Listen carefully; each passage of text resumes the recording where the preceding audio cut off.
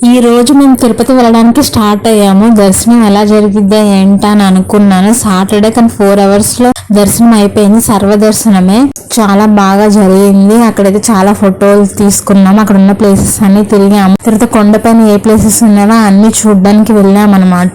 అక్కడ ప్రసాదాలు అన్ని చాలా అంటే చాలా బాగున్నాయి. చాలా పీస్ఫుల్ గా ఈ జర్నీ అయితే జరిగింది. ఎన్నిసార్లు చూసినా మళ్ళీ చూసినా చాలా పీస్ఫుల్ గా అనిపిస్తుంది. నైట్ కొండ దిగేసాము. కొండ దిగిన తర్వాత ఒక టెంపుల్ చూడడానికి అయ్యింది. ఎర్లీ మార్నింగ్ మళ్ళీ బస్ స్టాండ్ లో బంక్ బెడ్స్ తీసుకున్నాము. అక్కడ నుంచి మళ్ళీ రెడీ అయ్యి మళ్ళీ మిగిలిన టెంపుల్స్ అన్ని చూడడానికి వెళ్ళాము. అక్కడ అయితే అసలు రాబుద్దే అవ్వలేదు. చాలా సేపు టైం అయితే స్పెండ్ చేసాము. టెంపుల్స్ అన్ని ప్రతిదీ చాలా అసలు కన్ను ఆర్పకుండా అలాగే చూసాను.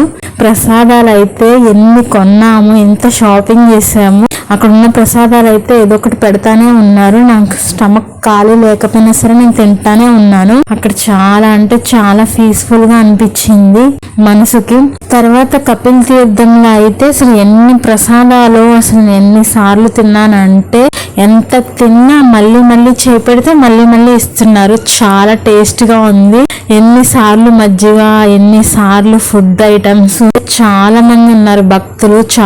అసలు చాలా రష్ గా ఉంది. అయినా కానీ ఇంకా 3 hours లో అలా అయిపోయింది. అక్కడి నుంచి మేము కాళహస్తికి వెళ్ళాము. అక్కడ రాహుకేతు పూజలు బాగా జరిగింది. దర్శనం బాగా జరిగింది.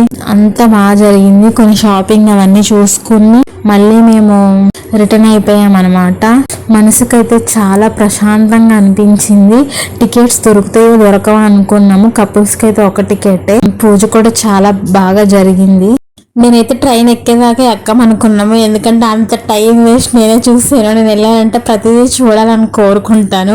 అది నా వల్లే చాలా డబల్ సార్ దర్శనం అయితే అయ్యింది. అన్ని షాపులు ఏది వదలకుండా అయితే చూసాను. మళ్ళీ అన్నదానానికి కూడా వదలలేదు నేనైతే.